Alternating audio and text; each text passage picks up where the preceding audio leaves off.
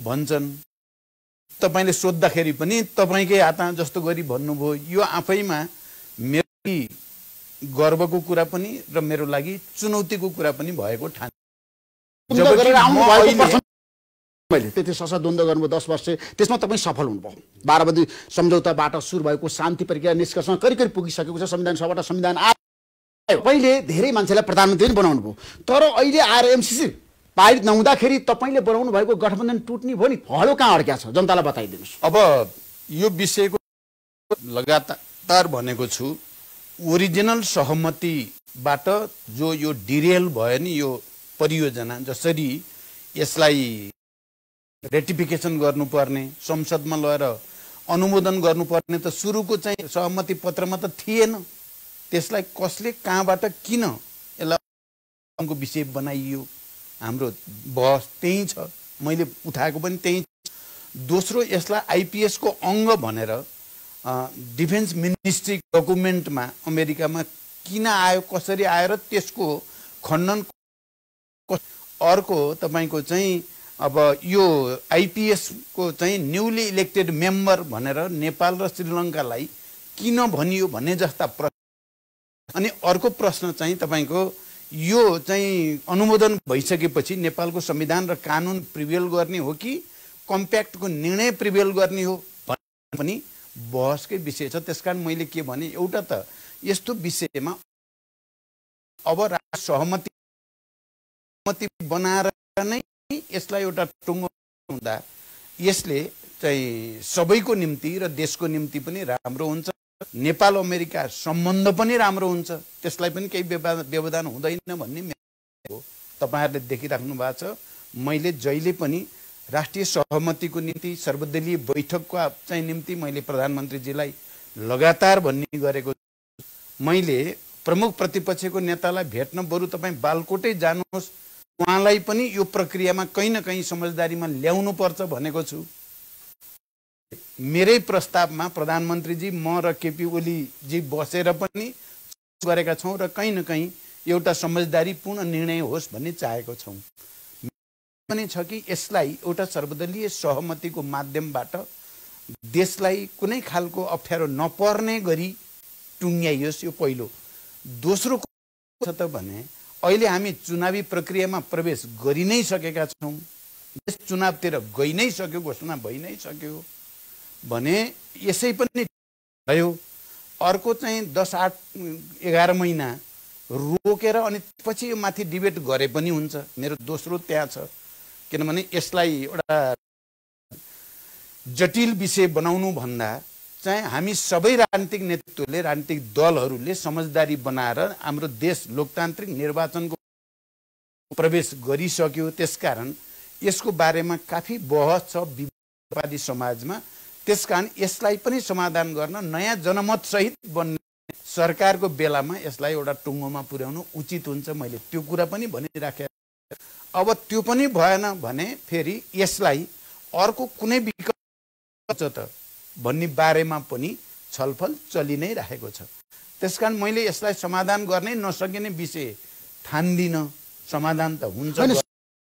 तर नेपाली कांग्रेसका सभापति र देशका प्रधानमन्त्री शेरबहादुर देउवाको प्रस्ताव छ, तत्काल पारित गरौं र अमेरिकाले दिएको बटम लाइन अनुसार हामी अगाडि बढौं र जसरी पनि पारित गर्नुपर्छ भनेर उहाँले भनिरहँदाखेरि तपाईले किन चाहिँ शेरबहादुर साथ दिन चाहनु भएन? किन सरकारले साथ दिइराखेको छु? पहिलो सहमति बनाउनको लागि मैले मद्दत गरिराखेको छु, अरु पार्टीहरुसँग मैले कुरा गरिराखेको छु।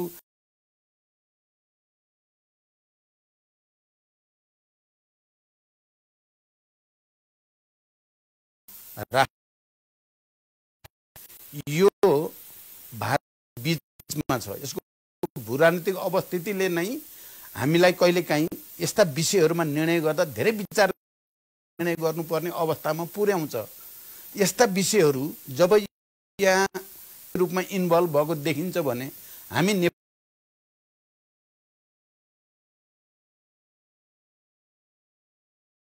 नबनाइकन निर्णय गर्नुपर्ने हुन्छ र त्यसमा राष्ट्रिय सहमति एउटा आवश्यक विषय भनि नै राखेको छु। त्यो कोसिस भइ नै राखेको छ। तर अहिले यतापट्टि जसरी अलिकति दबाब जस्तो लिने भए ल्याउ भन्या जस्तो गरी जो भाषा आउन थालेको छ यो चाहिँ बडो नमिठो भएको छ। एकदम अब दुःखलाग्दो विषय मैले ठानेको छु। हामीले कम्प्याक्टलाई अनुमोदन गरेनौँ भने चाहिँ नेपाली जनता पाउनु पर्ने हो। यस्तो किसिमको जो भाषा आइरहेको छ यो हुन्थ्यो। अमेरिका जस्तो भनिसके प्रचण्डजी, तपाईको त विगतमा सशस्त्र द्वन्द्व गर्दाखेरि पनि अमेरिका खिलाफमा थियो, तपाईँ शान्ति प्रक्रिया आउँदा पनि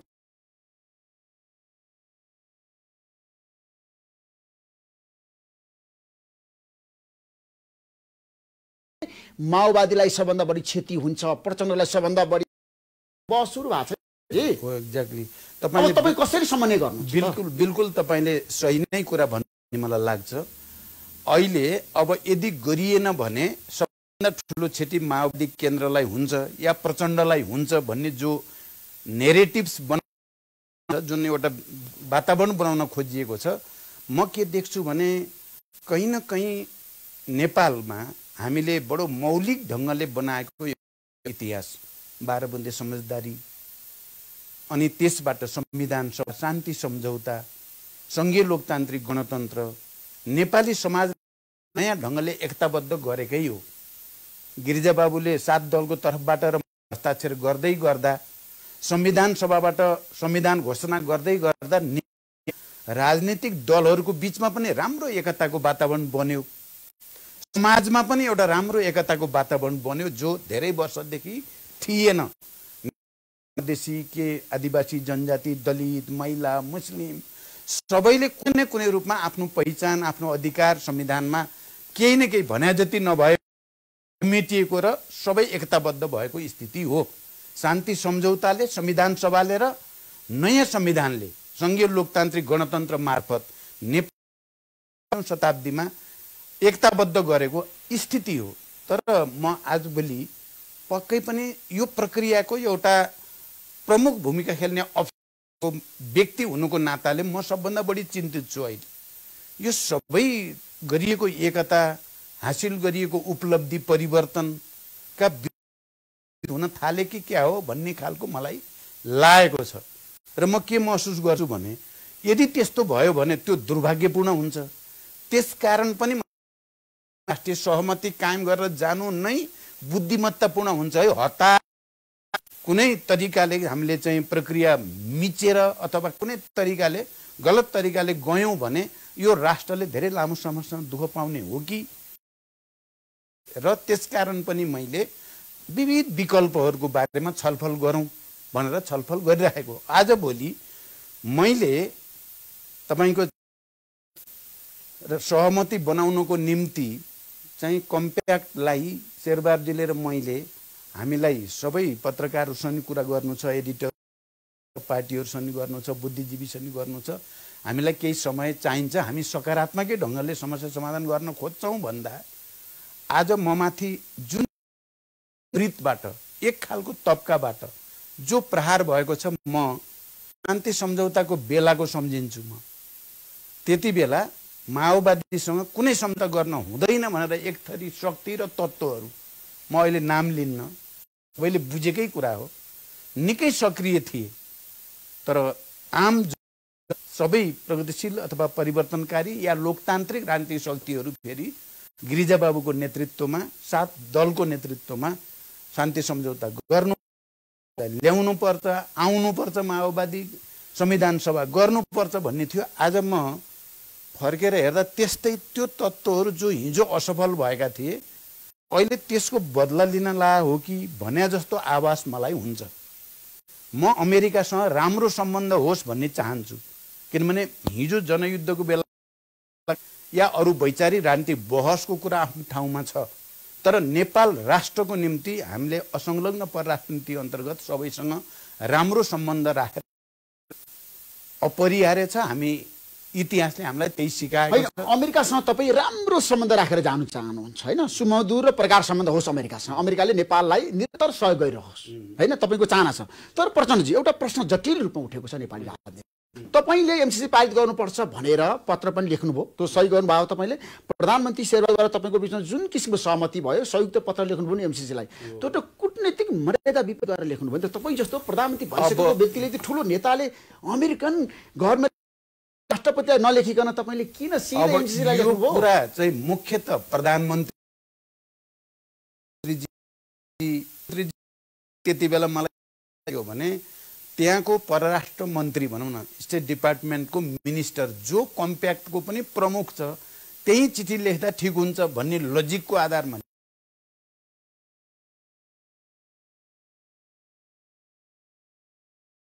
प्रधानमन्त्रीजी अलि बढी नै दबावमा हुनुहुन्थ्यो, तुरुन्तै गर्न पर्यो।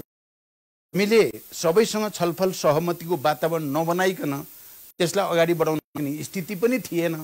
त्यसकारण मैले गठबन्धनको पनि रक्षाको निम्ति अलिकति लचिलो भाषा त्यहाँ पनि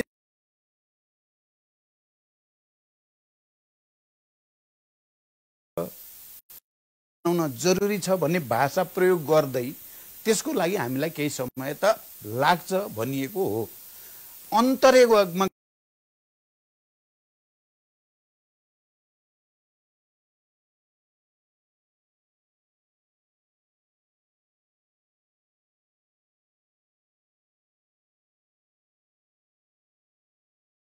प्रत्येक आन्दोलनबाट बनेको नयाँ सरकार, नेतृत्व, गठबन्धन र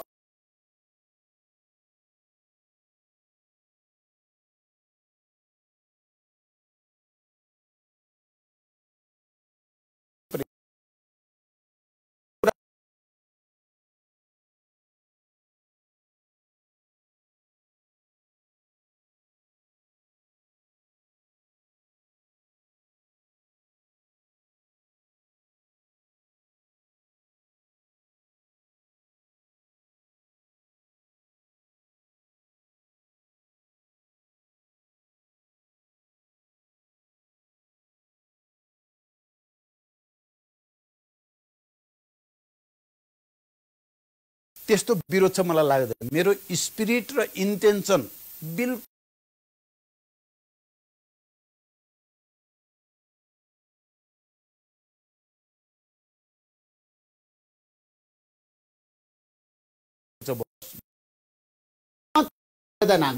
अब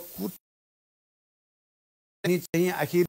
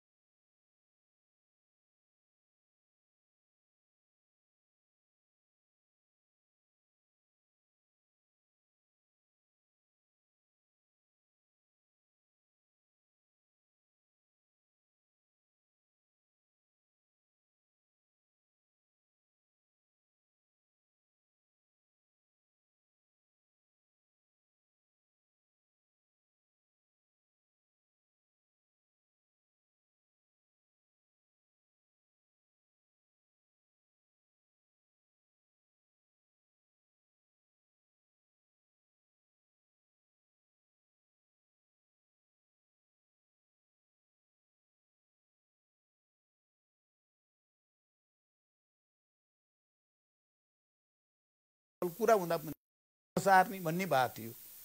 प्रधानमन्त्रीजीले सार्नु भएछ। बिहान म फेरि प्रधानमन्त्रीजी म भेट भइयो, मैले त्यही क्वेसन गरेँ, सार्नु भयो त तपाईँले त किन सार्नु भएको? 26 गते त चलाउने भन्ने थियो नि त। भनेको होइन, यसो सबै स्थिति हेर्दाखेरि चाहिँ मैले अब चाहिँ लायो सारेँ भन्नुभयो। किन सारेँ भन्नुभयो भन्दाखेरि चाहिँ एउटा तर्क चाहिँ किन अब त टेबल गर्न पर्छ त्यो प्रस्ताव, 26 गते अलि गते ठिक होला भन्ने लायो सारेँ भन्नुभयो उहाँले। किनकि एउटा कुरा मेरो के थियो भने 27 गतेदेखि हाम्रो पार्टीको सेन्ट्रल कमिटीको मिटिङ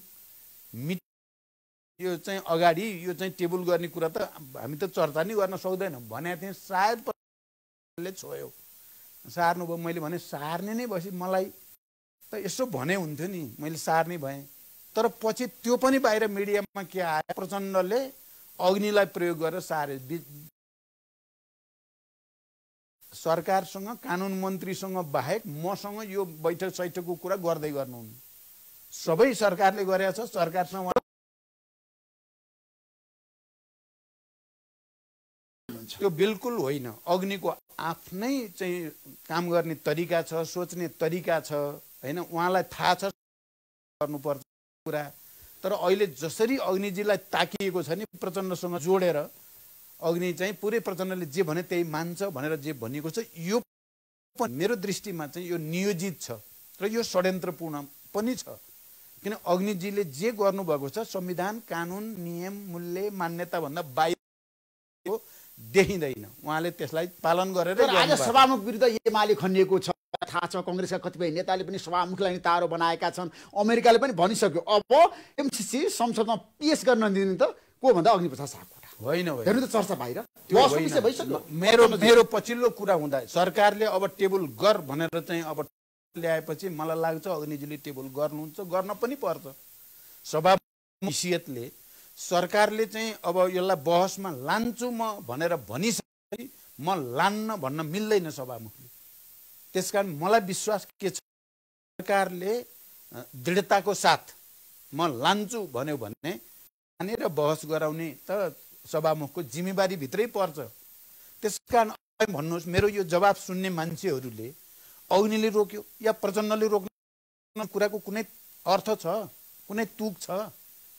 अनि उहाँले या अरूले अग्निलाई ताकेका छन्, त्यसको अर्कै राजनीतिक कारण छ। अनि अग्निलाई सभामुख बनाउने बेलामा निकै ठुलो डिबेट नेकपाभित्र निकै ठुलो डिबेट भएको थियो। झन्डै 2 महिना जति बहस भएपछि अग्निजी चाहिँ सभामुख हुनु। अडालले गर्दाखेरि सुन्नुहोस् है, त्यति बेलाको साँचो कुरा नेपाली जनताले थाहा पनि पाउनुपर्छ। मेरो मात्रै होइन, मदेखि लिएर झलनाथ माधव नेपाल, वामदेव गौतमसम्म र त्यति बेला हामी सचिवालयमा भएका मध्ये 2/3 बहुमतले अग्नि नै हुनुपर्छ भनेपछि अग्नि हुनुभएको म हो नै, म अडिएको त हुँदै हो। तर पूर्व एमालेका पनि धेरैजसो सिनियर लिडरको समर्थनले उहाँ हुनुभयो हो। देखि नै अलिकति त त्यहाँ चाहिँ केपीजी लगायतका केही साथीहरूलाई मन त उहिलेदेखि परेको थिएन। पछि प्रतिगमनको स्थिति बन्यो, कुरा भयो। आम नेपाली जनतासँगै हामी सबै पनि सडकमा भयौँ।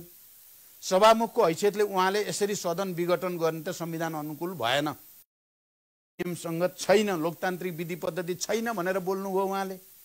विघटन सदर भन्ने कुरा त उहाँले गर्नु भएन। के विघटन सदर भन्नुपर्थ्यो त अग्नि सापकोटाले भन्दा त अहिले त घटनाक्रम त देखाए नि, त्यो त भन्नु त गलत हुन्थ्यो। लोकतान्त्रिक विधि प्रक्रिया भन्दा मिचेर जनताको सार्वभौम संस्थालाई विघटन गर्ने कदमको त उहाँ विरोधमा जानुभयो। त्यसकारण पनि को निम्ति सहिसक्नु भएको छैन अग्नि, प्रचण्ड, माधव। अनि अहिले उहाँहरूले भन्नुहुन्छ एकदम बिल्कुल नमिल्ने। आजको दिनमा प्रधानमन्त्री शेरबहादुर देउवाले अग्निप्रसाद सापकोटालाई भन्नुभयो अब तपाईँले एमसिसी अगाडि बढाउनु पर्छ भनेर भनेको दिन अग्नि तयार हुनुहुन्छ, सभामुख तयार हुनुहुन्छ? मलाई लाग्छ, तपाईँलाई विश्वास छ? मलाई विश्वास छ। अब त्यस्तो स्थितिमा हो भने उहाँको मत, आफ्नो व्यक्तिगत रूपले उहाँको मत यो पक्ष वा विपक्षमा हुन सक्छ। मुखको हैसियतले सरकारले चाहिँ प्रस्ताव अगाडि बढा भनेर भन्यो भने उहाँले प्रस्ताव अगाडि बढाउनुहुन्छ, बढाउन पनि पर्छ। त्यसलाई रोकिराख्ने चाहिँ सभामुखलाई दिएको छैन हाम्रो संविधान कानुनले। सरकारको प्रस्ताव लैजाने हो, बिजनेस दिने सरकारले हो, तर उहाँको मत हुन सक्छ, उहाँको चिन्ता उहाँले भनि पनि राख्नु भएको छ, यो नजाओस् म गर्दिनँ त उहाँले भन्नुभएको छैन। उहाँले सहमति भइदिए हुन्थ्यो, सबै दलको बिचमा सहमति, जनताले उठेका प्रश्नको समाधान भइदिए हुन्थ्यो भन्ने चाहिँ उहाँले व्यक्त गरिराख्नु भएको छ। राष्ट्रको संवेदनशीलता, जनता मनोभावनालाई उहाँले गहिरो गरी बुझ्ने कोसिस गर्नु भएको छ। तर एमाले भने माधव नेपालको पार्टी बनाउन चाहिँ अग्नि सापकोटाले मद्दत गरेको हुनाले अग्नि नहटेसम्म चाहिँ हामी समर्थन गर्दैनौँ भनिरहेको छ। आज चाहिँ हाम्रो कुरा हुँदाखेरि त्यो आयो, एमाले चाहिँ यो एमसीसीमा समर्थन गर्नको लागि अग्नि हटाउन पर्छ। अग्नि हटाउने प्रक्रियामा सरकार सहमत हुने हो भने एमसीसीमा सहमति सहयोग गर्ने अनुमोदनको लागि शेरबहादुरलाई साथ दिने केपी शर्मा ओलीले त्यहाँ सभामुख रहेछ नदिने भन्ने कुरा आफैमा यो लोकतान्त्रिक तरिका हो त। उहाँले त जे गर्नुभएको छ, जस्तो यो चाहिँ समाजवादी पार्टी आएको त अग्निजीले त होइन नि, यो त निर्वाचन आयोगबाट बन्यो, अदालत। तर त्यसमा अग्निप्रसाद सापकोटाको मलजल त गर्नु भएको छैन, किनभने उहाँले नचाहनु भएको भए माधव कुमार नेपाललाई आज चाहिँ सांसद बन्ने देखिन्थेन र थिएन।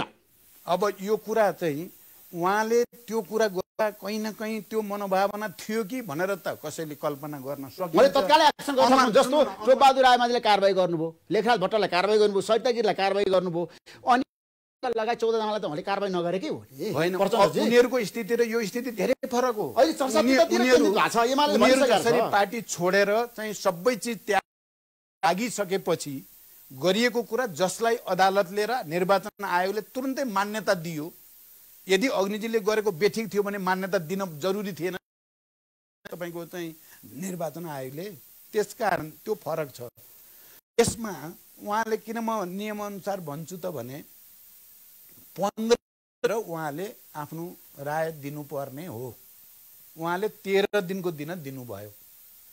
उहाँले 15 दिन कटाएर जबरजस्ती गरेको भए उहाँलाई पार्टीले भनेपछि गर्नै पर्ने बाध्यता छ भने कहीँ नियममा छ, कुनै कानुनमा छ, कहीँ संविधानमा होइन, अरूलाई चाहिँ कानुन लाग्ने। अनि माधवका नेपाललाई चाहिँ छैन तपाईले संसदको नियम पढेर 15 दिनको चाहिँ म्याद राखेर 15 दिनभित्र गरे पनि हुने।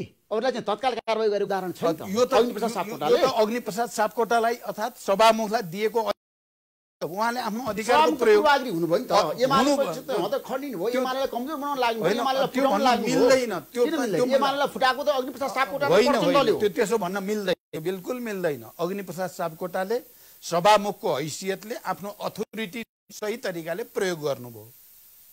उहाँले विधान मिचेर गरेको भए, दिएको क्षेत्राधिकार मिचेर गरेको भए तपाईँले भनेको जस्तो भन्न मिल्छ। उहाँले त त्यही भित्र बसेर गर्नु भएको छ नि त। उहाँको सो विवेकले चाहिँ यो तत्काल गर्न हुँदैन भन्ने तपाईँ गर्नुहुन्छ के?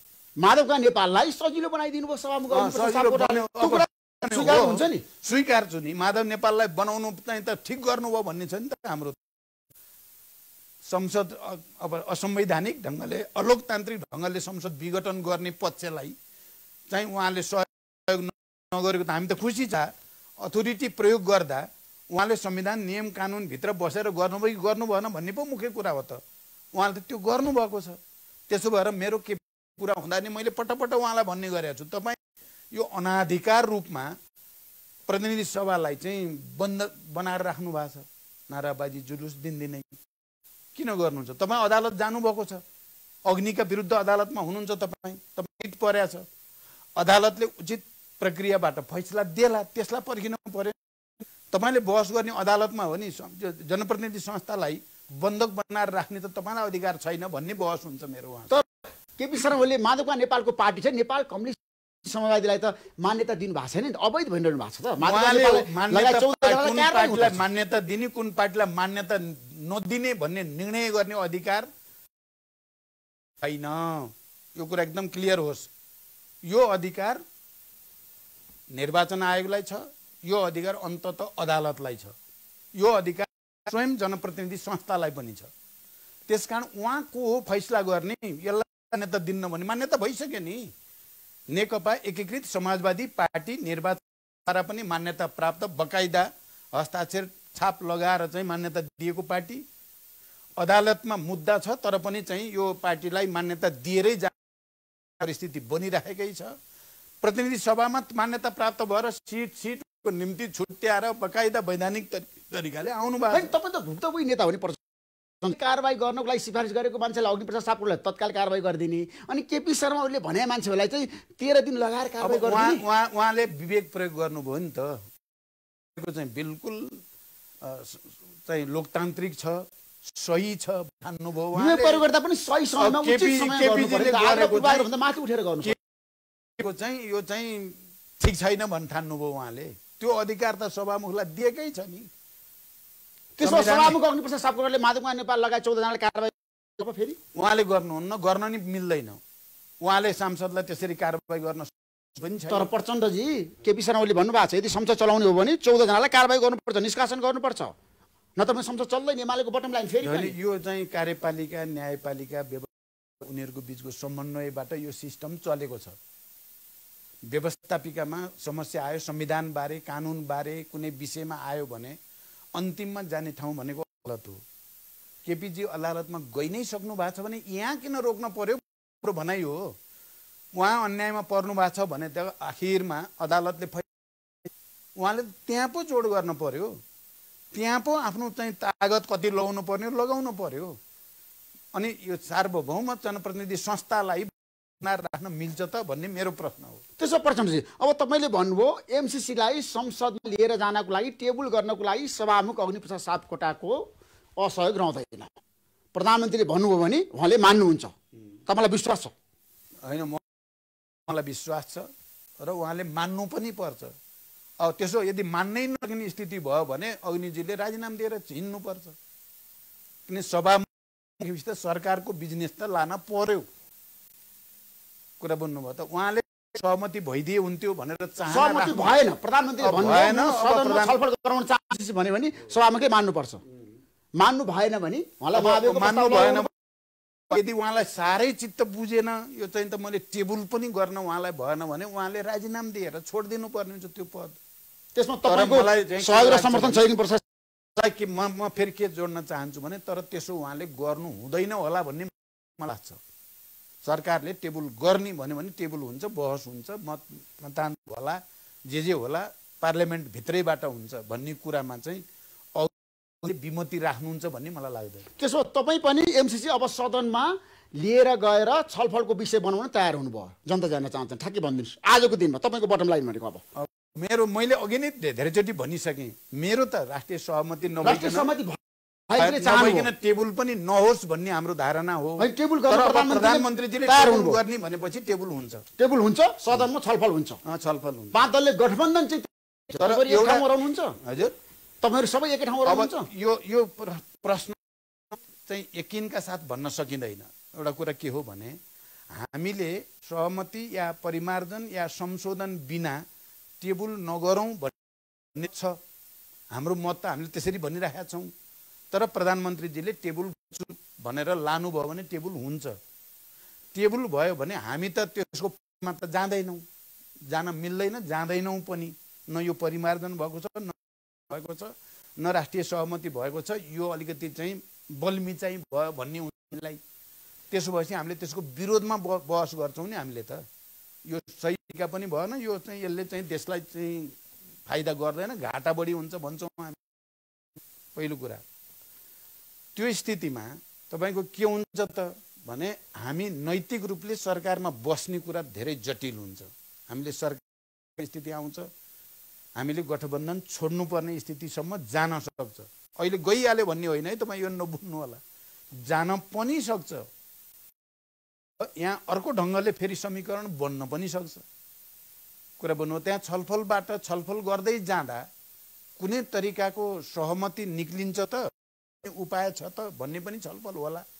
मैले बुझेसम्म सभामुख पनि कुनै तरिकाले सर्वदलीय एकचोटि सबैलाई राखेर मैले भन्न पाए हुन्थ्यो, चाहना बुझ्छु मैले, त्यस्तो पनि होला त्यही भित्र। त्यहाँ फेरि अर्को सहमति बन्न पनि सक्ला। यहाँ एक थरी चाहिँ बुद्धिजीवीहरू जे प्रश्न उठ्या छ नि, सुरुको सहमति, त्यसपछि चाहिँ रेटिफिकेसनको कुरा वा संविधान प्रिभेल गर्ने कि कम्प्याक्ट प्रिभेल गर्ने भन्ने कुराहरूको बारेमा सहमतिकै अङ्गको रूपमा, सम्झौताकै अङ्गको रूपमा लेटर अफ एक्सचेन्जबाट क्लियर गर्न सकिन्छ त भन्ने पनि छलफल होला, हाइपोथेसिस हुन्छ।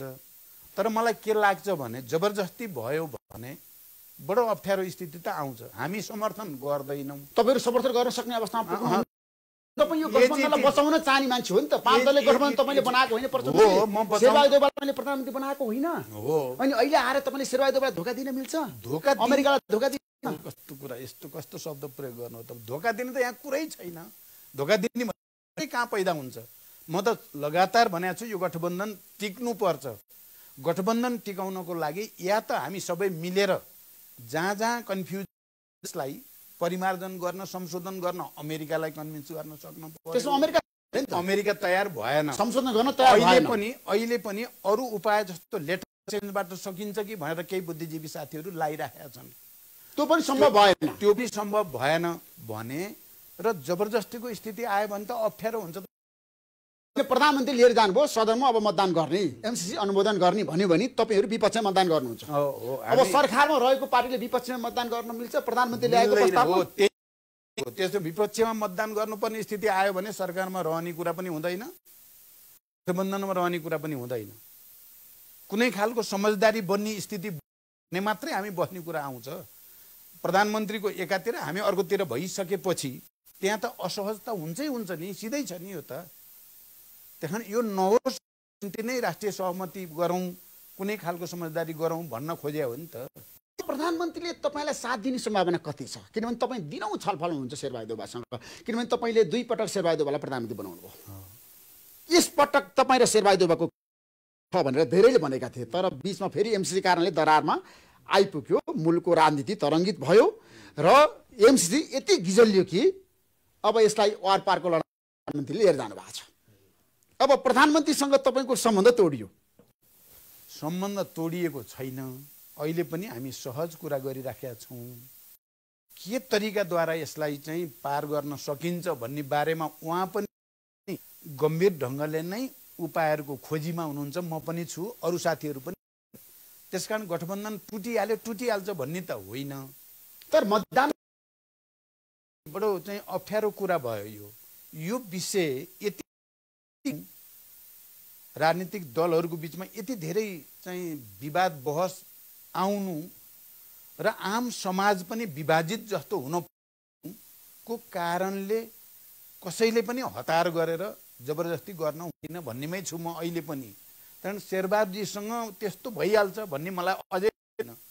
अझै हामी छलफलमै छौँ, बकाइदा खुला दिल गरिराखेकै छौँ। के हुन सक्छ? अब अर्को एउटा समस्या के छ फेरि भने प्रतिपक्ष नाराबाजीमा छ। यो पनि एउटा जटिलता छ। कमसेकम मेन अपोजिसनले ओयल घेर्ने स्थितिको अन्त्य गरे त एक बहस गर्ने वातावरण पनि कहाँ छ र हाम्रो पार्लियामेन्टमा अहिले? ल प्रधानमन्त्रीजीले टेबल गर्नुभयो, सभामुखले टेबल गर्न मैले बुझेको प्रधानमन्त्रीले मसक्कै आँटेर टेबल गर्न पर्यो भनेपछि मान्नुहुन्छ भन्ने बुझ्छु म चाहिँ। मान्न पनि पर्छ पनि मैले भनिसकेँ। भयो भने प्रमुख प्रतिपक्ष नाराबाजी गरिराखेको हुने, अनि त्यहाँ कसरी बहस गर्ने, कसरी भोटिङ गर्ने भन्ने कुरा अर्को जटिलता छ यहाँ। त्यसकारण यसलाई एकदम एकातिरबाट हेरेर हुने खालको छैन। यो त धेरैतिरबाट हेर्नुपर्ने छ। जताबाट नि हेर्दा हामी नयाँ जनमतमा जाँदैछौँ भने नयाँ जनमतपछि नै यो विषयलाई प्रवेश गराउनु उचित हुन्छ भन्ने नै ठान्छु म। गरिहालियो भने हामी विरोधमा हुन्छौँ, समर्थनमा हुँदैनौँ हामी अहिले। एकदम होस्। त्यसो भए गठबन्धन पनि टुटफुट हुन्छ, तपाईँहरू पनि बाहिर हुनुहुन्छ सरकारबाट, अनि तपाईँ अर्कै समीकरणमा लाग्नुहुन्छ। अब त्यस्तो चाहिँ पनि म अहिले भन्नु अर्को समीकरण सोचिया पनि यता किन यो तपाईँको सहकार्य फेरि हुन सक्छ सक्दैन? एउटा कुरा के भने कम्युनिस्ट फेरि एक भएर जान सक्छ सक्दैन। सुन्नुहोस् त, एउटा कुरा के हो भने एमसीसी को बारेमा शेरबहादुर देउबाजीको धारणा अहिले जे थियो त्यही थियो, अनि अहिले जे थियो त्यही थियो। यो परिमार्जन र संशोधन बिना अगाडि बढाउन हुँदैन भन्ने हाम्रो अहिले बनेको धारणा होइन, हामी नेकपा हुँदैदेखिको धारणा हो। शेरबहादुरजीको चाहिँ उहाँ अपोजिसनमा हुँदाखेरि पनि उहाँले यो त पास गर्न पर्छ भन्नु उहाँको त्यति बेलाकै धारणा हो, उहाँ आफू अपोजिसन हुँदाखेरि। मेरो के छ भने त्यसकारण हामीले फेरि चाहिँ जसरी गैर संवैधानिक र तान्त्रिक तरिकाले सदन विघटन गरियो त्यसका विरुद्ध हामी सबै एक ठाउँमा आइयो। आउने बेलामा एमसीसी पास गर्ने एज इट इज भनेर त हामीले गठबन्धन बनाएको त होइन। गठबन्धन त प्रतिगमन विरुद्ध आन्दोलनको बीचबाट जन्मेको हो। लाखौं जनता सडकमा आएर यो प्रतिगमनै हो, यो संविधान विरोधी नै भनिसकेपछि र अदालतले पनि त्यही फैसला गरेपछि यो गठबन्धन हो। त्यो गठबन्धन बनाउने बेलामा आन्दोलन गर्ने बेलामा एमसीसी पास गरिने भन्ने शर्तमा गरे त होइन। त्यसकारण यो अहिले जन्मेको विवाद पनि त होइन। कारण मेरो फेरि प्रधानमन्त्रीलाई के हुन्छ भने यही कारणले गठबन्धन तोड्ने उहाँले सोचे जस्तो नि लाग्दैन मलाई, मैले त सोचेकै छैन। तपाईँले सोच्नु भएको छ, तर प्रधानमन्त्रीको बाध्यता छ। अमेरिकाले भनिरहेछ बारम्बार अब 28 सम्म जसरी भए पनि एमसीसी पारित गर्नुपर्छ, नत्र भने फिर्ता लिएर जान अमेरिका। विदेश मन्त्रीदेखि सहायक विदेश मन्त्रीदेखि राजदूतदेखि सबैले भनिसक्यो, एमसीसीका प्रमुखले भनिसक्नु भएको छ। अब तपाईँले छ नि अहिलेको अवस्थामा एमसीसी पारित हुन सक्दैन भन्नु यथा संशोधन नभइकन अमेरिका संशोधन गर्न तयार छैन। केपी शर्मा ओलीले शेरबहादुर देउवाको बिचमा सम्झौता भएर पारित भयो भने के गर्नुहुन्छ तपाईँ? ठिक छ नि, पारित गर्नुहोस्, त्यसमा तपाईँको आपत्ति छैन। हाम्रो मत त हाम्रो राखौँ, हामी यो ठिक भएन भन्ने मत त हामी जनतामा लिएर जान्छौँ नै भनिराखेको उहिलेदेखि, त्यही कुरा भन्छौँ हामी। यो ठाउँमा संशोधन गर्नुपर्छ भन्छौँ हामी, परिमार्जन गर्नुपर्छ भन्छौँ। तर अस्ति चाहिँ प्रधानमन्त्री केपी र म बस्दाखेरि मैले प्रश्नसँग भनेको तपाईँहरू दुवै हिजैदेखि एमसीसी पास गर्नुपर्छ भन्ने पक्ष हो। केपीजीले गएर नि बोल्नु भएको छ, म पास गर्न चाहन्छु तर मलाई पार्टीभित्रैबाट भनेर बोल्नु भएको छ, हामीसँग नि भन्नुभएकै हो। अब शेरबहादुरजी अपोजिसनमा ल प्रस्ताव ल्याउनुहोस् म समर्थन गर्छु भन्नुभएकै हो। त्यहाँदेखि तपाईँ दुईटाको त हिजैदेखि मत मिलेको छ, तपाईँ दुईटा मिल्नुहोस् पास भइहाल्छ। हामी राख्छौँ, हाम्रो विरोध राख्छौँ, विरोध राखेर फेरि हामी लडाइँमा जाने होइन, भूमिगत जाने होइन, केही होइन, हामी आफ्नो मत लिएर जनतामा जान्छौँ। त्यो मत हामीले नयाँ अहिले होइन। तर तपाईँलाई घाटा त हुन्छ नि, निर्वाचनको मुखमा तपाईँ सरकार बाहिर बस्नुपर्छ, गठबन्धन भताभङ्ग हुन्छ। केही घाटा हुँदैन। उहाँहरूले चाहिँ पास गर्न सफल हुनुभयो, उहाँ त्यही लिएर जानुहुन्छ, हामीले पास गऱ्यौँ भनेर लानु। हामीले के भन्छौँ भने यो राष्ट्र र जनताको हितमा भइसकेका थिएन, अलिकति परिमार्जन गर्न सबै मिल्लौँ भन्दा भन्दै उहाँहरूले मान्नु भएन भने हामी जनतामा जान्छौँ, जनताको फैसला आखिर जनताले गर्छ। तर यसो गर्दा चाहिँ केपीजीले देनाइन दिएर त्यहाँ हामीलाई राष्ट्रघाती देखाएर आफू राष्ट्रवादी भएर चुनावमा जान खोजेको निहाल्नु भयो भनेपछि हेर्नुहोस् त। अब त्यस कारण उहाँको सोच्ने तरिका फरक छ। उहाँ अहिले हिजो भनिराखेको पास गर्नुपर्छ भन्ने मान्छे अहिले पहिला तिमीहरू ल्याउ न, तिमीहरूको ल्याउ न धारणा, अनि म भन्छु भने त भनि त राखेका छौँ। माओवादी केन्द्रको धारणा के हो भन्ने सार्वजनिक भनिराखिएकै छ। नेपाली कङ्ग्रेसको के हो भन्ने कुरा शेरबहादुरजीले भनिराख्नु भएकै छ। नभनेको केपी ओलीको के हो कसैले नि बुझे होइन। उहाँले एमसीसी पास गर्ने, तपाईँ त सँगै काम गरेर आएको मान्छे केपी शर्मा ओलीसँग, उहाँको रणनीति के छ भन्ने कुरा तपाईँलाई थाहा छैन? थाहा त छ। शेरबहादुर देउवालाई साथ दिनु होला कि नदिनु होला एमसीसीमा, तपाईँलाई के लाग्छ? गएर अन्त त मैले यो कुरा त मलाई गाह्रो भएछ हेर्नुहोस् भन्न, यही हुन्छ भन्न त म सक्दिनँ। हिजो उहाँले भनिराखेको हेर्दा अन्तत उहाँले साथ दिनुपर्छ, साथ दिनु हुन्छ कि जस्तो पनि लाग्छ। शेरबहादुर देउवा केपी शर्मा ओलीको कुरा मिल्छ एमसीसीमा? मिलेकै छ नि, मिलेकै हो नि हिजोदेखि। अहिले मिल्छै मिल्दैन, खास गरी आजको दिनमा मैले भन्नु खोजेको। अब केपी संसदमा गइसकेपछि पारित गराउनको लागि एमाले सहयोग गर्ला कि नगर्ला? केपीजीको चाहिँ सबै तरिका हेर्दा चाहिँ त भन्न त गाह्रो छ। हेर्नुहोस् उहाँले गरिहाल्नुहुन्छ भन्ने लाग्दैन, किनभने उहाँ पोलिटिकल स्ट्यान्डमा होइन, अलिअलि सेन्टिमेन्टमा, अलि चाहिँ स्टन्टमा विश्वास गर्नुहुन्छ। के स्टोन दिँदाखेरि चाहिँ आफ्नो स्थिति बलियो हुन्छ भन्नेलाई बढी हेर्नुहुन्छ उहाँले। त्यसकारण यही सकिँदैन। तर एउटा कुरा भन्न के सकिन्छ भने उहाँ यो गठबन्धन टुटाउन चाहन्छ, जसरी भनी गठबन्धन टुटोस् भन्ने चाहनुहुन्छ। तर आफू फेरि चाहिँ यो जनताको भन्दा फेरि सेन्टिमेन्टभन्दा बाहिर पुगिन्छ कि भन्ने पनि उहाँलाई डर छ। उहाँको भित्र पनि ठुलै डिबेट छ। फेरि त समर्थन गर्यो भने पार्टीमा बस्दैनौ भन्ने पनि छन्, त्यहाँ फेरिको विग्रह हुने हो कि भन्ने डर पनि छ। त्यो अवस्थामा उहाँले चाहिँ यो मूल विषयतिर प्रवेश गर्नुभन्दा अरू साइडका विषय चाहिँ एमसीसीलाई सफल पार्नेतिर होइन पार्न नै भूमिका खेल्नुहुन्छ कि जस्तो पनि मलाई लाग्छ। किनभने जना बस्दाखेरि उहाँको तर्क चाहिँ जति बेला नि के भइराख्यो भने त्यो 14 जना त्यहाँसम्म अग्निले चाहिँ आत्मसमीक्षा नगर्दासम्म हाम्रो नाराबाजी जारी रहिराख्छ। हामी यसमा त नि हामी त संसदमा चाहिँ भाग लिने ठाउँमा नै तपाईँहरूले दिनुभएको छैन भन्ने छ उहाँहरूको। हामी त बाध्य छौँ नाराबाजी लाइराख्न। त नाराबाजी लाइराख्नु भयो र हामीले फेरि विरोध गर्ने स्थिति बन्यो। शेरबहादुरजीले टेबल गरेर विरोध गर्ने, उहाँहरूले नाराबाजी लाइराख्नु भएको स्थिति बन्यो भने के हुन्छ भन्ने एउटा सिनेरियो छ त्यहाँ। यो सिनेरियोको चाहिँ पनि अस्ति मैले फोनमा उहाँ यस्तो पनि त एउटा सिनेरियो आउन सक्छ, के सोध्नुहुन्छ भन्दा उहाँ बडो रिजर्भ बस्नु भएको छ। यी सबै विषयहरूमा उहाँ नेपाली जनतालाई प्रष्ट भन्नु भएको छैन। हाम्रो पैसा तपाईँको अहिलेको लडाइँ भने त अमेरिकासँग हो नि त, अब शेरबहादुर देउवासँग पनि होइन। अमेरिकासँग लडाइँ भन्ने पनि के कुरा भएर फेरि एमसीसी पारित गर्नु भएन भने तपाईँलाई त अमेरिकाले छ नि चुप लागेर गर्ला भने तपाईँ माथि त अमेरिका खनि नै सक्छ नि। अमेरिका किन खनि नि म माथि? मैले मेरो पार्टीको मेरो देश तपाईँ बाधक हुनु भयो नि त। एमसीसी पारित गराउन त तपाईँले दिनु भएन नि त। अब मैले मात्रै नदिएको हुँदैन भन। अब ठुल्ठुला पार्टीहरू छन् जसले हिजैदेखि समर्थन गर्छन्, पास गर्छौँ भनेका छन्। उनीहरू मिलेर पास गरे भइहाल्यो नि। अनि मलाई दोषी किन बनाउन पर्यो? प्रमुख हो आज प्रचण्ड भनेको हिम्मत गर्नु, साहस गर्नु। एमसीसी पारित गरेर जाँदाखेरि तपाईँलाई के आपत्ति? अब एउटा पार्टीको नेताको हैसियतले पार्टीको मत, पार्टीको विचार राख्दैमा अमेरिका मसँग रिस पर्छ त? अनि अमेरिकासँग मेरो दुश्मनी हुनुपर्छ त भन्दा तपाईँलाई थ्रेट गरेको छैन अमेरिकाले?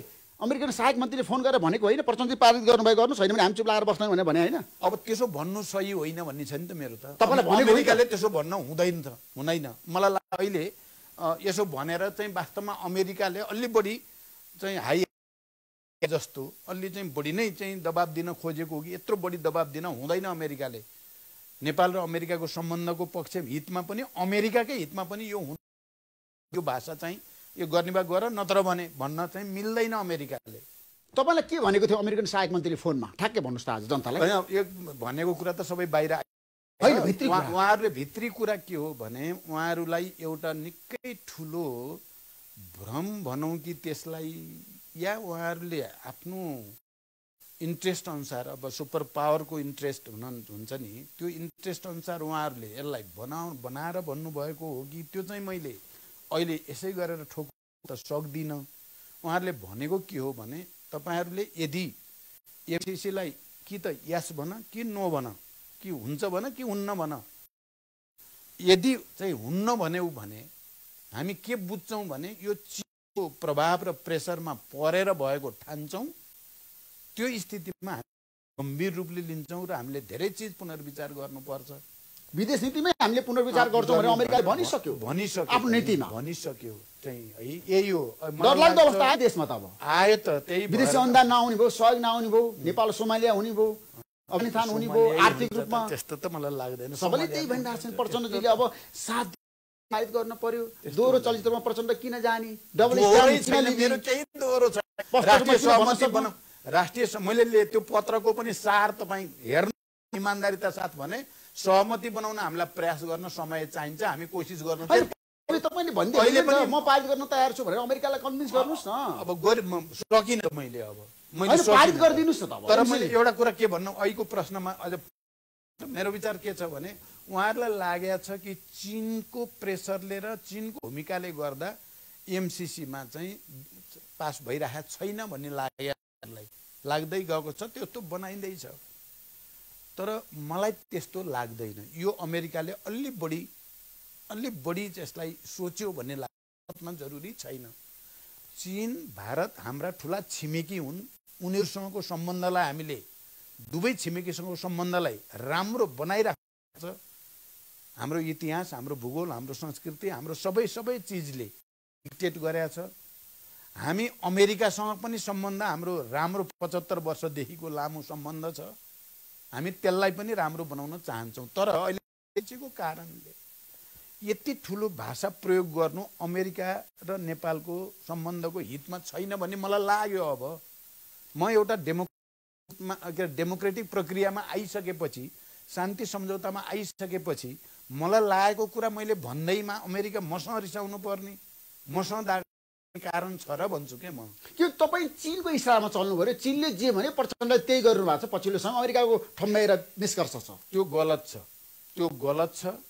म नेपालको राष्ट्रिय हितको पक्षमा गरेको छु।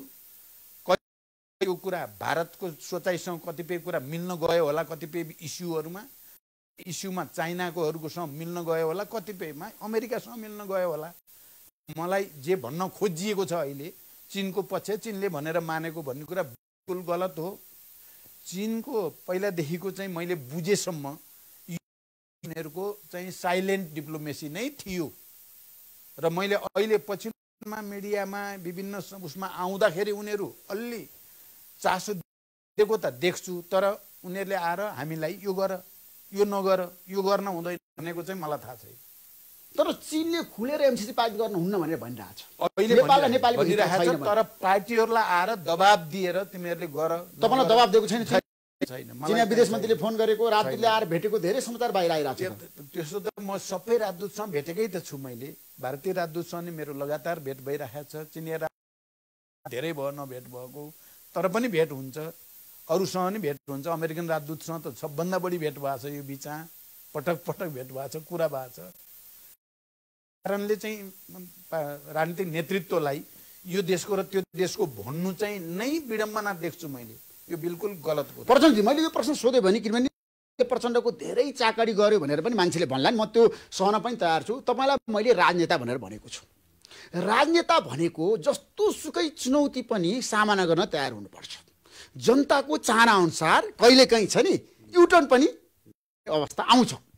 किनभने जनताले यतिखेर एमसीसीको पक्षमा जसरी जनमत विवादित भइरहेछ, हुन्छ हुँदैन, पारित गर्नुपर्छ, गर्न हुँदैन, यो राष्ट्रघाती हो, यो राष्ट्रघाती होइन, यो जनताको हितमा छ, विकास समृद्धिको लागि चाहिन्छ भनेर भनिरहँदाखेरि तपाईँ ठ्याक्कै के बताउनुहोस् भन्दा तपाईँले जनतालाई आफ्नो पक्षमा लिएर गएर किन भन्न सक्नु? ठिक छ ल, एकपटक मैले ठुलो जोखिम बोली पारित गर्ने पक्षमा म गएँ, मलाई अब साथ दिनुहोस् भनेर तपाईँ किन भन्न सक्नुहुन्न? त्यो हिम्मत र साहस प्रचण्ड हिम्मत र साहस नभएर होइन।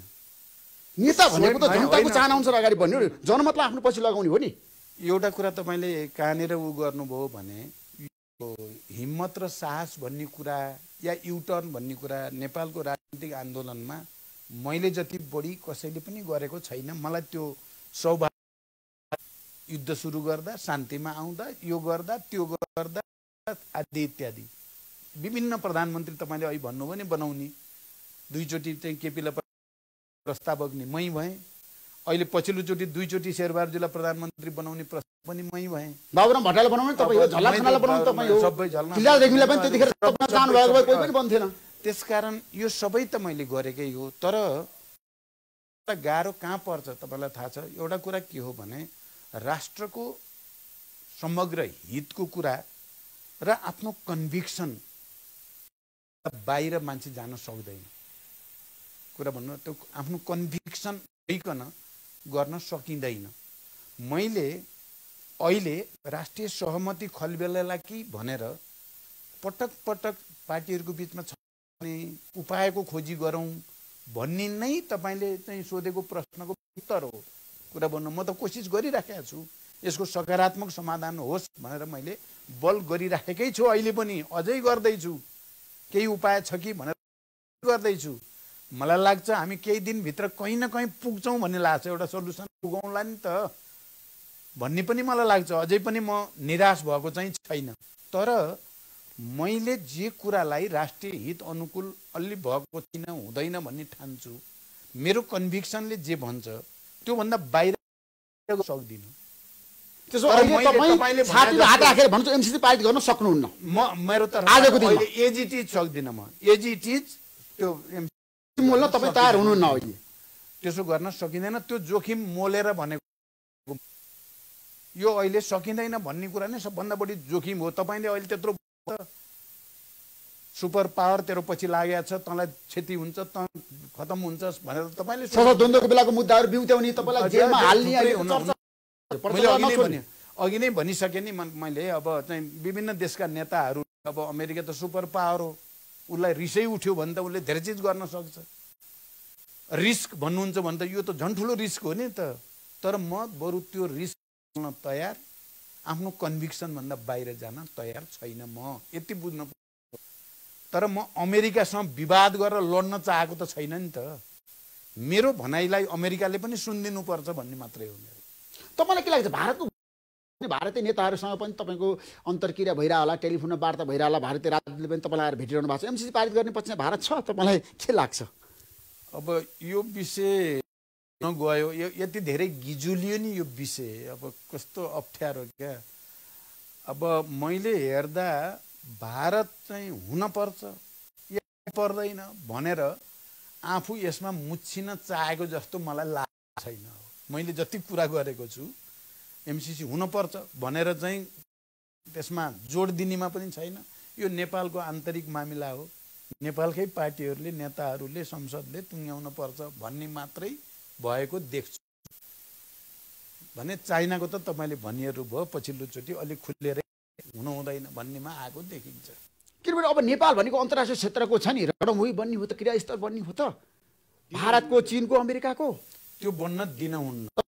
हुन्छ सबै राजनीतिक नेतृत्वले गम्भीर अन्तर्राष्ट्रिय हस्तक्षेप त बढ्यो नेपालमा। अब सबै हाम्रो देशको राजनीतिक नेतृत्व सबै मिलेर आपसमा एउटा समझदारी बनायो भने रोक्न सकिन्छ। त्यसो भए अमेरिकालाई तपाईँले आज के भन्न चाहनुहुन्छ, ल भन्नुहोस् अहिलेको अवस्थामा? अमेरिकाले चाहिँ नेपालको अहिलेको राजनीतिक संवेदनशीलतालाई गम्भीरतापूर्वक पर्यो। यहाँ सहमति भइराखेको छैन, सहमतिको कोसिस भएर पनि त्यो एउटा निष्कर्षमा पुगेको छैन। यो फेरि निर्वाचन प्रक्रियाभित्र प्रवेश गर्दैछ। मेरो अनुरोध अमेरिकासँग के छ भने यो निर्वाचन प्रक्रियालाई पुरा हुन दिउँ, नयाँ यसै पनि 4 वर्ष ढिलो भएकै छ, अर्को 1 वर्षले केही हुने होइन। त्यति बेलासम्म हुनसक्छ नेपाली जनताले डेमोक्रेटिक ढङ्गले, लोकतान्त्रिक तरिकाले नेपाली जनताले जो र नेतृत्व ल्याउँछन् नि, फेरि त्यो जनताले पनि एमसीसी बारे अप्रत्यक्ष रूपले फैसला गर्नेछ। जनताले पनि लिन चाहने कुरा पनि त्यसबाट देखिनेछ। त्यसले अमेरिकालाई पनि भलो हुन्छ, नेपाललाई पनि भलो हुन्छ। म अमेरिकासँग नराम्रो गर्न बिल्कुल छैन, यो कुरा मैले धेरैचोटि भनेको छु।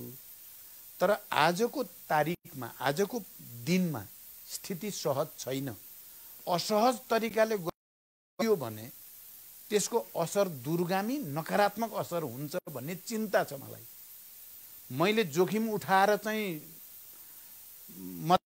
गरेर होइन, मैले जोखिम उठाएर बरु त्यसलाई रोक्न बल गरेँ भने चाहिँ देश खतरामा पर्दैन कि भन्ने मलाई लागेको छ। त्यसो एमसीसी घाती नि हो, यदि पारित भयो भने अमेरिकन सेना नेपालमा आउँछ, तपाईँलाई विश्वास छ? म त्यो भाषा मैले सैन्य गठबन्धन नेपाल जान्छ, मैले कहिले त्यो भाषा प्रयोग गरेको छैन। किनभने दिएको आर्थिक सहयोग अनुदान हामीले पहिला पनि लिएका छौँ थुप्रै, आउने दिनमा नै लिनुपर्ने छ। तर यो चाहिँ अलिकति विवादमा परेको छ, यसमा एक समझदारी नबनाइकन बलजफ्ती गर्न हुँदैन भन्ने मात्रै मेरो भनाइ हो। अमेरिकासँग दुश्मनी लिने खोजेको भन्ने अर्थ लगाउनु पनि गलत। म त अमेरिकासँग अनुरोध गरिरहेको छु, अमेरिकालाई पनि फाइदा भइरहेको छ यसले। उहाँहरूले अलि ठुलो दिल बनाएर ल भइहाल्यो त, तिमीहरूलाई चाहिँ अप्ठ्यारो परेको छ भने 1 वर्ष हामी पर्खिन्छौँ अर्को भनिदियो भने चाहिँ नेपाली जनताले हो साँच्चै नेपाली जनताको पीडा छटपटीलाई बुझ्यो अमेरिकाले भन्ने पो हुन्छ त, भन्ने छ मेरो मनमा। त अब मैले मेरो मनको कुरो भन्दाखेरि अमेरिकालाई प्रशंसा गर्न थाल्छु म पनि। हो, अमेरिकाले हाम्रो कुरालाई, हाम्रो संवेदनशीलतालाई ठिक ढङ्गले बुझ्यो भन्ने पर्छ। यो बाटो पो लोकतान्त्रिक बाटो शेरबहादुर देउवाले तपाईँलाई साथ दिनु पर्यो नि त। अब प्रधानमन्त्री तयार हुनु पर्यो नि। अब प्रधानमन्त्रीजीसँग के पर्यो त समस्या भने प्रधानमन्त्रीजी सुरुदेखि यसको पक्षको मान्छे, सुरुदेखि यसको यो त गर्न पर्छ भन्ने पक्षको हुनुभयो नि त। म सुरुदेखि दण्ड परिमार्जन गरेर मात्रै गर्नुपर्छ भन्ने पक्षको मान्छे परे। अप्ठ्यारो भएको त त्यसमा हो नि त। कुरा नमिलेको अब तपाईँ र प्रधानमन्त्रीको चुरो कुरो त्यही हो। तपाईँ तत्काल पारित नगरौँ, संशोधन गरौँ, प्रधानमन्त्री भन्नुहुन्छ तत्काल पारित गरौँ, त्यसमा अब त्यो धेरै गाह्रो छ, धेरै गाह्रो छ। तर पनि प्रधानमन्त्रीजी पनि चिन्ताको साथ उपाय केही छ कि भनेर खोजिराख्नु भएको छ, म पनि खोजिरहेको छु। त्यसो अब चुनावमा जाँदाखेरि तपाईँहरू 5 दलले भएर जान सक्ने सम्भावना छ? सम्भावनाको अन्त्य भएको चाहिँ बिल्कुल छैन, अझ खोजी भइराखेको छ, कोसिस गरिन्छ। लास्टसम्म मेरो कोसिस चाहिँ यो गठबन्धन बचाउने, चुनावमा पनि गठबन्धन सहित जाने, एमसीसीलाई अन्डरस्ट्यान्डिङबाट कहीँ न कहीँबाट चाहिँ यसलाई यो इस्युलाई चाहिँ सेटल गर्ने उपायको खोजी भइराखेको छ। ऋषिजी तपाईँ के बुझ्नु होला भने अब सिद्धिसक्यो भन्ने होइन, मेरो यति कुरा मैले भने पनि गठबन्धनको चाहिँ अब सिद्धियो, सरकार अब चाहिँ एकीकृत रहँदै भन्ने कुरा चाहिँ होइन। मलाई लाग्छ अब अझै 2-4 दिन अब सायद आज चाहिँ अब सदन चाहिँ त 2 गते भनिएको थियो, उता एमाले फेरि सार्नी भनेर चाहिँ लिखित रूपमा सभामुखलाई दिएको छ भन्ने सुनेको छु मैले। सायद अब त्यो सर्छ होला 1-2 दिन त फेरि सदन फेरि चल्दैन, स्थगन हुन्छ, 1 हप्ता स्थगन हुन्छ सदन। 1 हप्ता त हुन्न होला, मलाई त त्यो चाहिँ लाग्दैन। किनभने अब प्रमुख कार्यक्रम छ, सदन सार्दिन पर्यो भनेपछि सार्ने चलन छ हाम्रो। अहिले सर्यो भने प्रतिपक्षकै कारणले सर्ने हो, अरू कारणले सर्ने होइन। चाहिँ 2 दिन सर्छ होला। स्थानीय तहको निर्वाचनमा, प्रदेशको निर्वाचनमा, सङ्घको निर्वाचनमा काङ्ग्रेससँग तपाईँको तालमेल हुन्छ, सम्भावना छ? कङ्ग्रेसभित्र त बहस छ नि, तालमेल गर्नुहुन्न, एक्लै जानुपर्छ निर्वाचन। शेखर कोइरालाले तपाईँलाई भेटेर भन्नु, अब शेखरजीले भन्नुभयो गठबन्धन चाहिँ त कायम रहनुपर्छ, तर चुनावी तालमेल गर्न गाह्रो छ स्थानीय तहमा। उहाँले भन्नुभयो माओवादीले काङ्ग्रेसलाई भोट्न गाह्रो मान्छन्, काङ्ग्रेसले पनि माओवादीलाई अथवा कम्युनिस्टहरूलाई भोट दिन गाह्रो मान्छन्। त्यसो भएर चाहिँ लोकल इलेक्सनमा चाहिँ तालमेलको त म सम्भावना देख्दिनँ भन्ने थियो उहाँको। तर मैले बुझेसम्म पार्टी धेरै लिडरहरू र देशभरि जिल्लाका कार्यकर्ताको मैले सुनेसम्म 80-90% चाहिँ गठबन्धन गरेरै जानुपर्छ है काङ्ग्रेस। कोही दुविधामा नपरे हुन्छ। कङ्ग्रेसको र्याङ्क एन्ड फाइल यो गठबन्धनले नै अहिले काङ्ग्रेसलाई सरकारको नेतृत्व बनायो हो। कहाँ भएको काङ्ग्रेस शेरबहादुर देउवालाई सभापति बनाउन पनि तपाईँले सहयोग गर्नुभयो। अहिले सभापति पनि गठबन्धनले गर्दा उहाँलाई सजिलो भयो, प्रधानमन्त्री हुनुभयो गठबन्धनकै कारणले। त्यसमा पनि हामीले असाध्य मेहनत गरेर गरियो। त्यस कारण आम कार्यकर्ता र समर्थक शुभचिन्तकमा आज यो स्थिति कङ्ग्रेसको बनेको त गठबन्धन हो, अझ त्यसको चाहिँ प्रमुख लिडरहरूले गर्दा हो भन्ने चाहिँ थापित छ। त्यसबाट यो तोड्न हुँदैन है भन्नेमा चाहिँ मैले हेर्दा त 80-90% छ। त्यसो एमसीसीले गर्दाखेरि सङ्कट टर्यो भने चाहिँ 5 दलीय गठबन्धन चुनावमा मिलेर हुन्छ। सङ्कट टर्यो भने एमसीसी यदि आज तपाईँहरूको लागि भालुको कम्पट भइरहेछ, यसबाट तपाईँले मुक्ति पाउनु भयो भने यो गठबन्धन बच्न सक्छ। होइन, यो मुक्ति पाउनु बल गरौँ, तपाईँहरूले पनि वातावरण बनाउन सहयोग गर्नुहोस्। हामी बल गरिराखेका छौँ। मैले भने नेपालको राष्ट्रिय एकता, राजनीतिक दलहरूको बिचको समझदारी, समाजको सद्भाव लाई बचाउने गरी र अमेरिकासँग पनि सम्बन्ध नबिग्रिने गरी उपायको खोजी गरौँ। म त फेरि पनि के भन्छु भने मिडियाको साथीहरूले पनि चाहिँ बुझ्दिन पर्यो। तपाईँ यसको पक्षमा हुनुहोस् केही छैन, तपाईँ संशोधनको पक्षमा हुनुहोस् केही छैन, तपाईँ यसको विरोधमा हुनुहोस् केही छैन, तर यस्तो संवेदनशील विषयमा राष्ट्रिय सहमति होस् भनेर आवाज उठाइदिनु भयो भने सबै राजनीतिक दलका नेताहरूलाई पनि अलिकति त्यसको असर हुन्छ। सहमति नबनाइकन गर्न खोज्दा त देश त दुर्घटनामा जान सक्ने भयो नि भन्ने सबैतिर मानसिकता बन्यो भने मलाई लाग्छ अमेरिकाले पनि त्यसलाई अहिले पुनर्विचार गर्ने भने जस्तो कुरा आएको छ। हामी सबैले अमेरिकालाई भन्यौँ, अनुरोध गऱ्यौँ, सबैले सुझाव दियौँ, यो तरिकाले हुँदैन भन्यो भने अमेरिकाले आफ्नो नीति पुनर्विचार गर्न पनि सक्छ, समय बढाइदिन सक्छ। किनभने उनीहरूले दिएको डेडलाइन छ, त्यसमा तलमाथि हुन सक्छ। तपाईँको भनाइ ठ्याक्कै त्यसमा केपी शर्मा ओलीसँग यदि गठबन्धन टुट्यो शेरबहादुर देउवासँग भने कार्य हुन्छ अब चुनावमा अहिले चाहिँ त्यस्तो त मैले देखाएको छैन। यही तर गठबन्धन दबाब छ नि तपाईलाई एमालेसँग मिलेर जान फेरि गठबन्धनलाई कायम राखेर जाने भन्ने नै छ।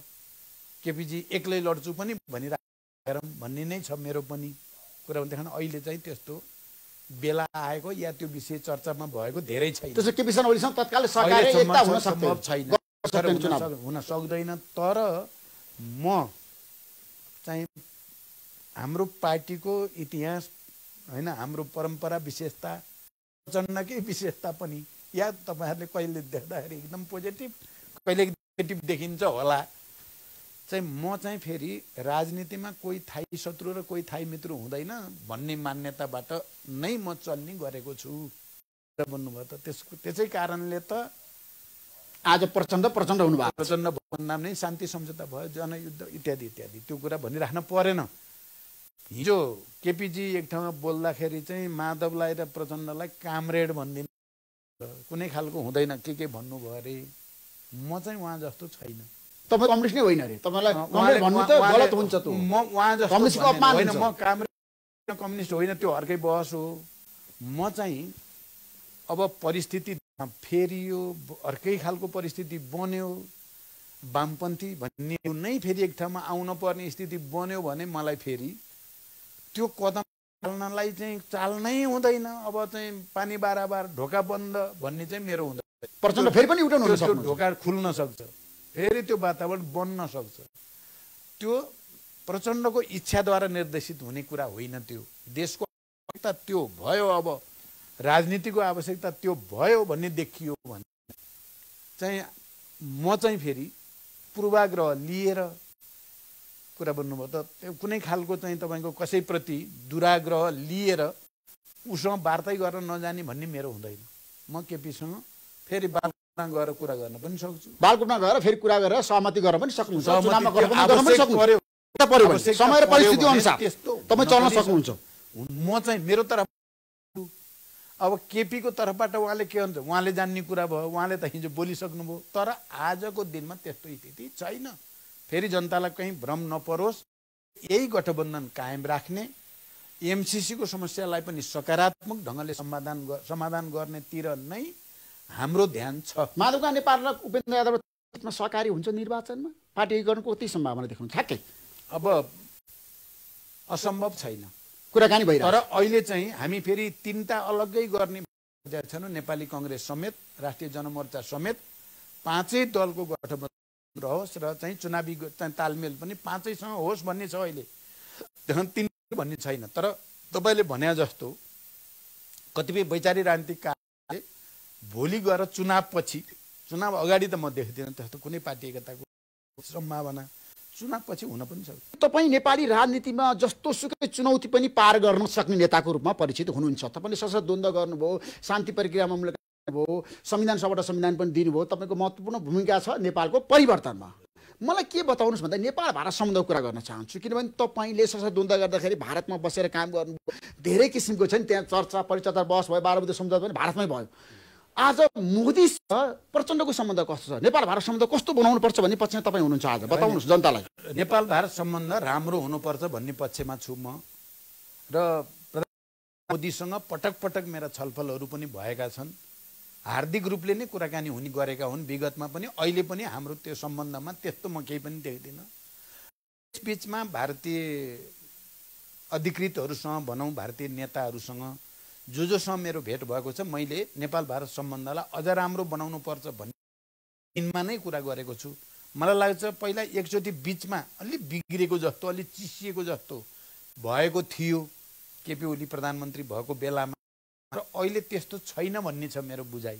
अहिले बिस्तारै फेरि एउटा सहज वातावरण बनेको छ, छलफल भइरहेको छ विभिन्न विषयहरूमा। त्यो तपाईँ त सी जिनपिङ र मोदीसँग सँगै गरेको नेता हो नि त प्रचण्ड भनेको, प्रधानमन्त्री हुँदाखेरि दोस्रो पटक होइन हो। त्यसकारण चाहिँ मेरो पट्टि पनि र उता पनि मेरो चाहिँ कुराकानी सहज ढङ्गले नै हुने गरेकै। तपाईँको रोजाइ छ नि चीन कि भारत? नेपाल। चीन भारत दुवैलाई मित्र बनाएर नेपालको प्रति, नेपालको राष्ट्रिय स्वाधीनता र हितलाई प्रवर्धन गर्ने नै मेरो नीति हो। चीन कि भारत भनेर रोज्ने थालियो भने बिग्रिन्छ नेपाल, नेपालको हितमा हुँदैन।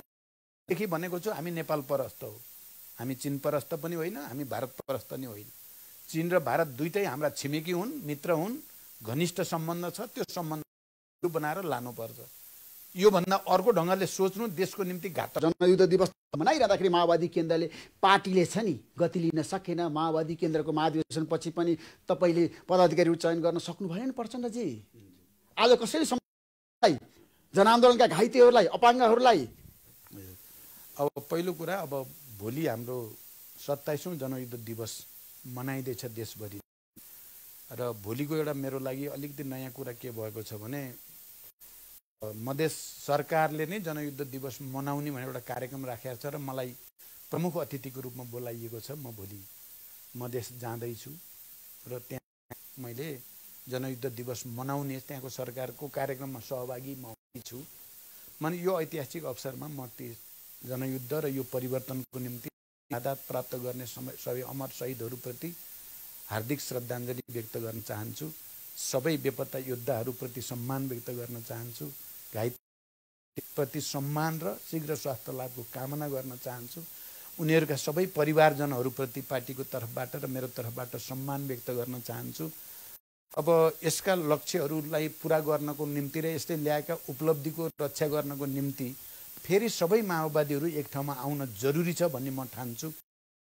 अपिल पनि सबै माओवादीहरू एक ठाउँमा आएर यो परिवर्तनको रक्षा गर्ने र यो सङ्घीय लोकतान्त्रिक गणतन्त्र मार्फत समाजवाद उन्मुख दिशातिर जाने वातावरण बनाउन म अपिल गर्छु। तर एउटा कुरा आज तपाईँले बताउनु पर्छ, नेताहरू सोखिन भए, नेताहरूले छ नि विलासी जीवन बिताए, कार्यकर्ताहरू भोगै छन्, शहीद परिवारले केही खान पाएको छैन, बेपत्ता परिवारले केही पाएको छैन, घाइते परिवार रोइरहेछ।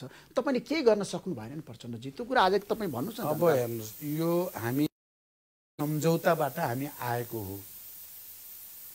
हामीले सम्झौता गर्दा सबै शहीदहरूप्रति, घाइते अपाङ्गप्रति, उनीहरूलाई राहत सुविधाप्रति जे नीति बनाएका छौँ त्यो लागू गर्ने क्रममा केही कमजोरी राज्यको तर्फबाट भएका छन्। तर पछिल्लो चरणसम्म आइपुग्दा कति पनि सम्बोधन भएन भन्ने कुरा पनि सत्य, जति हुनु पर्थ्यो त्यति भएन भन्ने कुरा चाहिँ फेरि साँचो हो।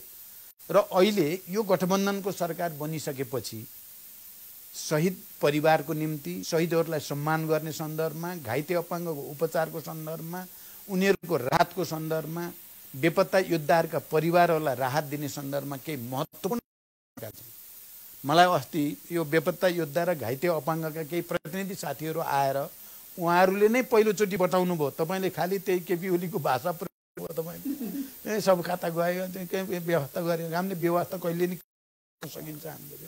उनीहरूको भनाइ छ, उनीहरूले के भने अहिले हामी खुसी छौँ। अहिलेको सरकारले जो नीति ल्यायो त्यो साझा न्यूनतम कार्यक्रममा पनि र बजेटमा पनि जसरी चाहिँ घाइते अपाङ्ग या बेपत्ता परिवार, शहीद परिवार प्रति जुन नीति ल्याएको छ त्यसबाट हामी खुसी छौँ। उहाँहरूलाई राहत पनि बढाइएको छ, छुटेका नामहरूलाई पनि फेरि एकचोटि सङ्कल्प भनिएको छ। यो सबै कुराले गर्दा मलाई लाग्छ अहिले चाहिँ साथीहरू धेरै नै सन्तुष्ट हुनुहुन्छ। अब कतिपयलाई आपत परेको होला र पाएसम्म हामी सरकारको तर्फबाट, राज्यको तर्फबाट र पार्टीको तर्फबाट लगातार सहयोग गरिराखेका छौँ। कयौँ अलि चाहिँ तपाईँको गम्भीर प्रकृति घाइते साथीहरूलाई उपचार गर्ने क्रममा राज्यलाई पनि हामीले भनेका छौँ, उहाँहरूबाट नै भएको छ। मैले अहिले चाहिँ कोहीलाई अमेरिका नगई नहुने खालका बिमार हुन्छन्, हस्पिटलले नै, डाक्टरले नै अमेरिकाको फलानु हस्पिटल जाने भनेर रहेछ, त्यस्तो पनि हामीले गरेका छौँ। कतिपयलाई इन्डियामा गएर गर्नुपर्ने भन्ने नै रिफर हुँदो रहेछन्, 10औं लाख लाग्ने, त्यसलाई पार्टीले पनि सहयोग गरिरहेको छ। कारण हामीले गरेनौँ भन्ने कुरा होइन। म जनयुद्ध दिवसको पूर्व सन्ध्यामा अझै छुटेका साथीहरूलाई पार्टीसँग सम्पर्क गर्न, आफ्नो चाहिँ प्रक्रिया मार्फत नामहरूलाई अगाडि ल्याउन अनुरोध पनि गर्न चाहन्छु। र हामी नै सबभन्दा बढी घाइते अपाङ्ग, बेपत्ता, उनीहरूका परिवारप्रति संवेदनशील हुने भनेको त माओवादी त अरू हुनै सक्दैन नि। यो त माओवादीलाई बदनाम गर्ने एउटा डिजाइन अन्तर्गत भन्ने गरेको कुरा। तपाईँले भन्नुभएको थियो महाधिवेशनको मुखमा मलाई अन्तबाट दिँदाखेरि, ऋषि धमलाजी अब म परिवर्तन हुन्छु, म आफ्नो जीवनशैली, कार्यशैली सबै परिवर्तन गरेर जनताको बिचमा जान्छु। तपाईँ कहिले घर सर्नुहुन्छ त? जनता जान्न चाहन्छु। सुन्नुहोस्, महाधिवेशन हामीले नेपालको अहिलेको सन्दर्भमा बडो चाहिँ मौलिक ढङ्गले भव्य रूपले र वैचारिक बहस सहित नीति योजना र कार्यक्रम हामीले सफल गर्यौं। महाधिवेशनले एउटा नयाँ उत्साह चाहिँ होल पार्टी पङ्क्तिमा, तर त्यसपछि एकातिर कोभिडको कारणले, अर्कोतिर देशको राजनीतिक परिस्थितिको कारणले केन्द्रीय समिति बसेर कार्यक्रम बनाउन पाएका छैनौँ। हामी अब कार्यक्रम बनाएर गाउँ र जनतामा जाँदैछौँ।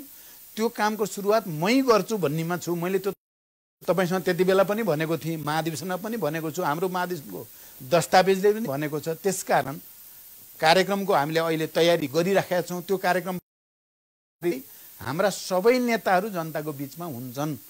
कुरा भन्नु एउटा अभियानमा हुन्छन्, गाउँघर किसान मजदुरसँग टोलमा हुन्छन्।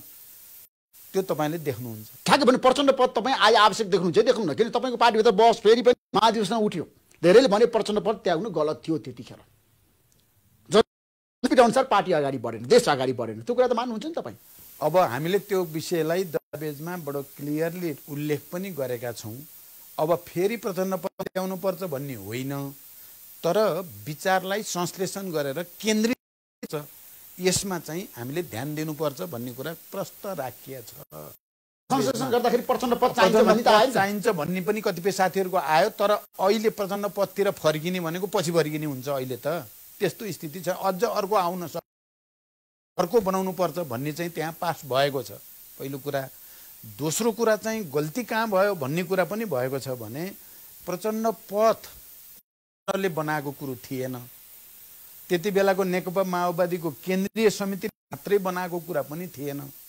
दोस्रो राष्ट्रिय सम्मेलनमा प्रतिनिधिहरू आएर सर्वसम्मत रूपले गरिएको निर्णय थियो। त्यसलाई स्थगित गर्दा या हटाउँदा केन्द्रीय समितिमा बहस गरेर या चाहिँ कुनै राष्ट्रिय सम्मेलन गरेर या महाधिवेशन गरेर गरेको भए अहिले जस्तो अलिकति पार्टीभित्र अन्यल जस्तो देखा पर्यो, वैचारिक हुने थिएन भन्नेसम्म चाहिँ हामीले संश्लेषण गरेका छौँ। तर फेरि पद फर्काउने भन्ने चाहिँ होइन। पदाधिकारीहरूको चयन कहिले गर्नुहुन्छ? ठ्याक्कै अब केन्द्रीय समितिको बैठकबाट सबै कुरा केन्द्रीय समिति टुङ्गिन्छ, पैवी टुङ्गिन्छ, त्यसपछि तपाईँको टुङ्गिन्छ, पदाधिकारी पनि हामी टुङ्ग्याउँछौँ भनेर हामीले तयारी गरेका छौँ। महासचिव बनाउन तपाईँलाई धौधौ छैन, केही सङ्कट छ, धेरै मान्छेको नाम अहिले बाहिर आएको छैन, केही परेको छैन। नामहरू तपाईँ मिडियामा त्यस्तो देखिएको मात्रै हो। तपाईँको चाहिँ महाधिवेशन सर्वसम्मत रूपले वैचारिक बहस सहित 8 दिन र पारित भयो, सर्वसम्मत।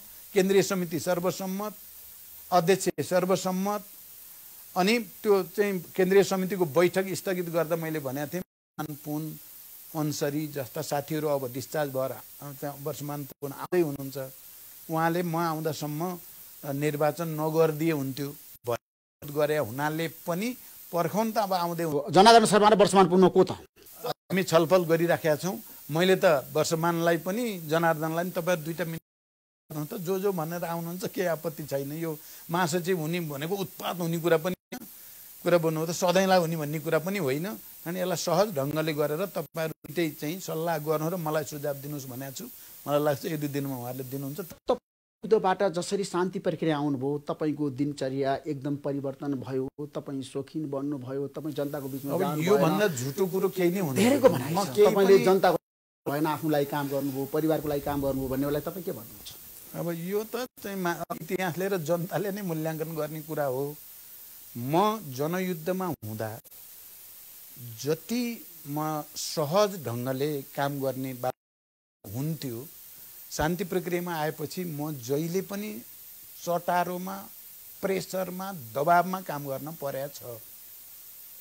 मैले तपाईँले भन्नुहुन्छ नि अहिले ऐसा आराम भनेर, यो सुट लाग्यो, जनयुद्धको बेला सुट लाइँदैन थियो, कुरा पनि लाउन पर्दैन थियो। अब अहिले सुट नलाइकन लाएर कट्टु लाएर हिँड्न नि भएन।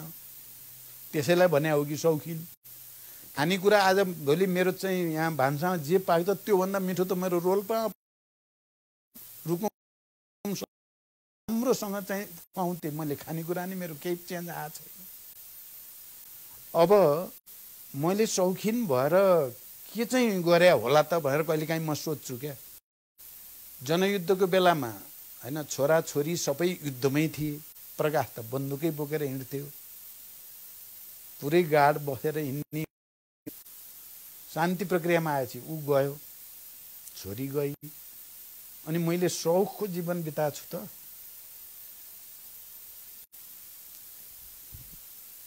कहिलेकाहीँ मिडियामा यस्ता कुरा आउँछ, मान्छेले भन्छन्, बडो अनौठो, त्यो सत्य होइन। अहिले पनि गाउँमा जनताको बिचमा खाटमा झुप्रोमा बस्न जनताले बनाएको दिएको खाना मलाई आनन्द आउँछ। तर म के ऋषिजी अहिले त्यसै गरिदिएर देशको हित हुन्छ, म गाडी पनि छोडिदिने चाहिँ सबै चिज छोडेर गाउँ गएर चाहिँ बसेपछि राष्ट्र बन्छ भने त म गइहाल्थेँ नि। तर पनि अहिलेको हाम्रो नीति अनुसार सबै नेताहरू म जान्छु। तपाईँ सिधा दाललाई अत्यन्त माया गर्ने नेता हो, तपाईँबाट धेरै कुरा सिक्नुपर्छ क्या प्रचण्डजी जनताले। अहिले उहाँको स्वास्थ्य अवस्था कस्तो छ? अब गम्भीरै छ, त्यो सबै थाहा पाएकै कुरा हो। त्यो दिन प्रतिदिन क्रिटिकल हुँदैछ। तपाईँ जस्तो सुकै व्यस्त समय पनि उहाँसँग बसेर कुरा गर्नुहुन्छ है, समय बिताउनुहुन्छ होइन? हो। Thank you so much.